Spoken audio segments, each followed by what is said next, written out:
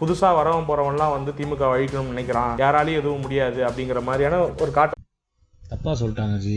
புதுசாக வர கொள்ளாக்காரன் தமிழக ஒன்றிய குடும்பத்தோட வந்து பெரிய லெவலில் அதாவது ரொம்ப ரொம்ப ரொம்ப ரொம்ப பெரிய லெவலில் கொள்ளையடிக்க போகிறான், அதெல்லாம் முடியாது அப்படின்னு சொல்லிட்டு இருக்காங்க. அவன் ஏற்கனவே என்ன கேட்டிங்கன்னா தேட்டரில் வந்து டிக்கெட் ரேட் 3000 10,000 விட்டு, அதுக்கப்புறம் ஆடியோ ஷோவுக்கு 3000 10,000 விட்டு உள்ளே எவனையும் அனுப்பாமல் அவனோட கொள்கை இந்த ஆடியோ ஷோ இதுக்கெல்லாம் போனவன் இறந்து போனால் கூட கண்டுக்காமல் அவன் உண்டு அவன் வேலை உண்டுன்னு இது பண்ணிக்கிட்டு தண்ணி இருக்கா எதுவுமே செக் பண்ணாமல் அத்தனை பிக் பாக்கெட்லாம் அடித்து நடந்தாலும் எதையும் கண்டுக்கிறது கிடையாது. அதுலேயே பண்ணிகிட்டு இருக்கோம்.